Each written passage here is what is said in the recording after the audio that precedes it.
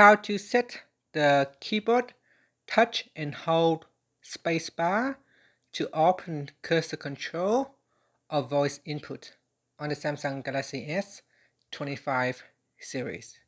First, tap on the home button to return back to the home screen.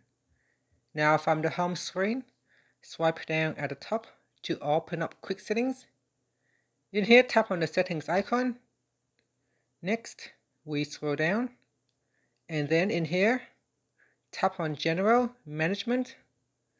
After that, we scroll down and tap on Samsung keyboard settings. Now scroll down, then in here, tap on swipe, touch and feedback. Next in here, tap on touch and hold spacebar.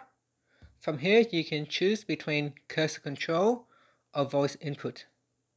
So if you select voice input, touch and hold for voice input. So let's test it out.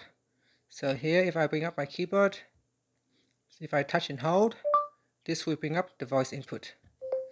Now if I choose the other option, so cursor control, here if I open up my keyboard and if I touch and hold on the keyboard, this will open up this cursor control.